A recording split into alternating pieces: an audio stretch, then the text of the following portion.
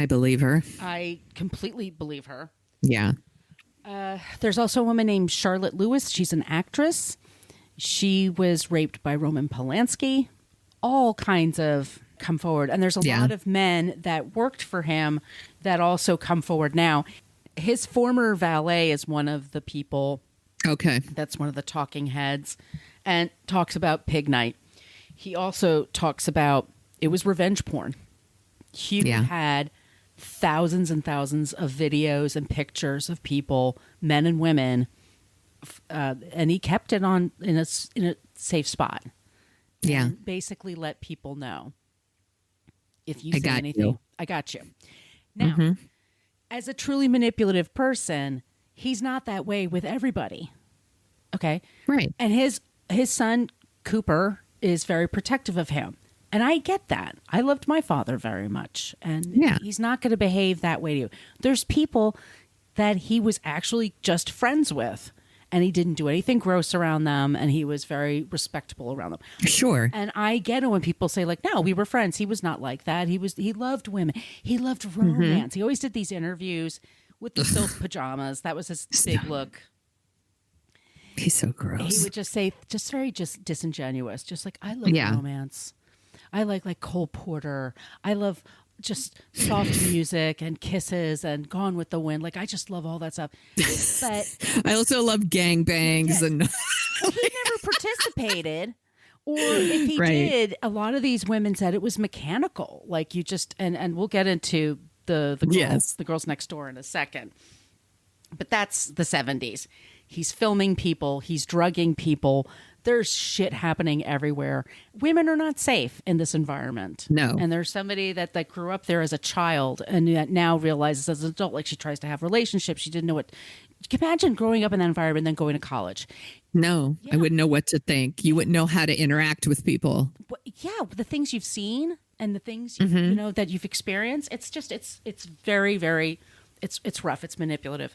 He goes into the 80s. And he has a minor stroke in 1985 at the age of 58. That's enough for him to say, yikes, I need to reevaluate things. So I'm going to get married. I'm going to settle down. And I'm going to put my daughter, Christy, in charge. And it's kind of a smart move because Christy Hefner is now like, oh, by the way, he hated feminists, of course. And of course, they're all radicals. They're all, all this stuff. They're just a bunch of ugly chicks that no one wants to fuck. Yes. Christy Hefner is a bright idea because she's somebody that's like, well, she's a woman and she's part of this. And she's like, everybody signs consent forms. Everything's good here. Dad's growing up. He's married Kimberly Conrad. He's fucking 58. Dad's growing up. He was just a baby, you guys. He was like 50 something. He was just a baby. And now he's 58. It's time to grow up. Ugh. He marries Kimberly Conrad. And like from 1980, like for a good 10 years there, he's married. He's having kids with her. He still has Playboy, but he's now like the older man that, Hugh Hefner is like on The Simpsons. He's in the culture, right? He gets bored. He gets super fucking bored. In 2000, of course he does. Yeah. So in 2002, he separates from the wife, and then he starts having multiple girlfriends at one time. And his whole thing, like, this isn't ridiculous, is he shows up with 7 women. He gets out of a limousine, and he's in the silk pajamas. Yeah. And they're all blonde. And they all have, like, the shaved eyebrows, like that look from 2002. Yes. The hair with the spiky shit on top. Tiny outfits. Very, very early 2000s. It's so funny. Like, who are you fucking fooling? You're not like, who are you fooling? Check me out, man. I totally bang all these chicks. I'm like 65, totally taking all my boner pills and just banging chicks all day long. I'm living the dream. It's like gross. Does so he ever gross. Look happy when you see that stuff? He always just kind of looks sleepy and unhappy. I think. It's because he's 65. Yeah. He wants to be home eating soup, watching Matlock. He doesn't want to bang all these chicks, but he has this like image that he has needs the to. Image. Yes. Now, also, I forgot to mention what happens in the 80s is the rise of videotape and video porn. And now he's competing with porn.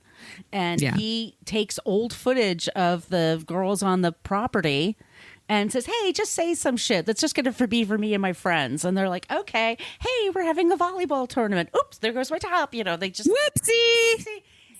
All these videos he uses, he sells them for Playboy.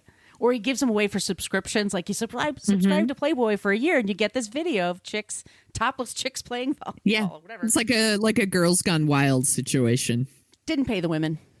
No, of course he didn't. No. So that's another thing that he's getting Cheap rich bastard. off of. He's such a fucking asshole. In 2002, he also gets approached by the E! Network to do a show called The Girls Next Door. Mm-hmm. And they're really into Gretchen and Holly and Kendall. Those are the three girls. Okay. And they're the main girlfriends now.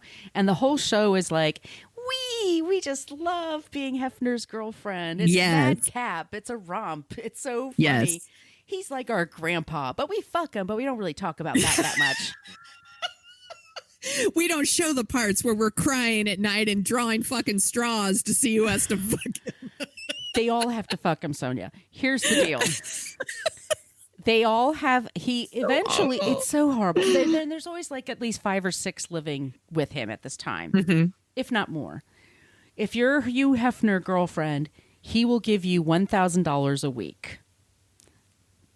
Okay. So you have your rent paid for, and you have to be home at 9 o'clock. You have to be back at the house at 9 o'clock every night. Or daddy will be mad. You have to dye your hair blonde. He does not like brunettes. You have to get the boobs he likes. If you want a new nose, he pays for all the plastic surgery. He's a gentleman, I guess. What a gentleman.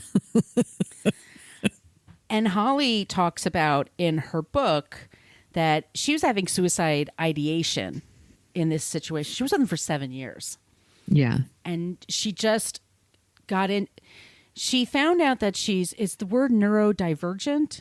Is that the technical term? Yeah. She found out from her mother later on in her life that's part of who she is, and that she sometimes has a hard time connecting to people. And one of the reasons she did this with Hugh Hefner was that she connected with him, and also there were rules, and there was just, this is what you do now. Yes. And she liked that. Like she kind of liked the structure. She's on the spectrum. She likes rules and structure, and you know what to expect when you have that. So no surprises. Right. And she's not super emotional, and and so that all kind of fits in there. And there's a lot of people also, he has friends that are like, well, you could just leave anytime. Yeah, technically you can leave at any time. And so women do. You know, some people don't have the money or the wherewithal or whatever. I mean, you're on this big property. I don't leave my apartment sometimes for days. It's very possible to be in that place. It's nice weather. You're in Southern California. Yeah. You could be in and out of a limo all the time, just not interacting, lose touch with your family. I mean, a lot of things can happen. But they do the show, and they didn't get paid for the first few episodes, and then Hugh Hefner's lawyers forced them to sign contracts, and E pays shit. I mean, everybody knows that E doesn't pay well at all. Yeah. So it gave them notoriety, which they were all able to kind of use when they were done. Later on, Holly just told stories about what it was like, and she'd say they go to the club, and then they have to leave like 11 o'clock because that's like he's sleepy time, which I am too. But I get it. They had to go, and they had to wear the same pajamas. He gave them like what to wear. Yeah. And he lined them up, and they each had a different sex act that they had to do for him. Oh, brother. And there was no kissing, and he would be like, oh, no, you do this with her, now you do this to me, and then you all go to sleep in the bed. Gretchen stands by Holly. Kendall can be kind of an asshole. Kendall is kind of like to slut shame Holly. Because Kendall's fine with it. And some women are fine with their experience with Hugh Hefner. And that's fine. If it's okay by you in your universe, if you then fine. I'm not talking just about because he was one way with you doesn't mean that he was that same way with everybody else. It's like the whole well, I dated OJ and he didn't kill me. It's like, well, lucky you. Lucky you. And also people say, well, why didn't you just call the cops? The cops in LA are in on it. Right. The cops in Beverly Hills will show up at the mansion like, woo, it's a party, Yeah, right. They're like, well, first of all, Hef probably has videotapes of them. Also, exactly. This is they could get pussy from Hef whenever they want. Like, it's a powerful motivator. Hef had people over the house all the time. Mm-hmm. And sometimes they did just hang out and have dinner and drinks and nothing happened. But still, he could make it look like you're in on all the other crap that they're in on. Right. See his video. Absolutely. What are you doing there? What are you doing there? Right. Yeah. So it's very, very, very fucking manipulative. He marries Crystal Harris in 2012. And lucky her, and she has a couple of kids with him. Their relationship she realizes he's kind of a sleaze. Anyway. Yeah, it's like you didn't know before, but that's cool. Yeah. Whatever. I forgot to mention, did I mention this? No, let me go back a little bit. Deborah, the girlfriend from the 70s, she caught Hugh pleasuring one of the dogs. She makes the point. Everything ratcheted up for him. He had it was like, first it had to be two girls at once. Then it has to be an orgy happening in front of him. And then it had to be sex toys in there. And then it had everything just had to be heightened, and nothing made him happy. Because his whole thing was he could have it whatever he wants. Like, it's just to make your imagination bigger. And he was so fucked up too that one time she caught him with the dog. And it's funny because that's not funny, but George Will, do you know who that is? He's a conservative commentator. Yeah. He's a piece of shit. I hate him. Yep. He interviews Hefner in his home in the 80s or 70s or 80s, and Hefner smoking on the pipe, just being all like, yeah, I'm cool. He says to him, why don't you even just put bestiality in your magazine? And Hef says, well, that's not completely out of the range of possibilities. Who knows? Maybe one day we will. I'm not going to say no to it. And so what have you heard? But this guy, wasn't me. Yeah.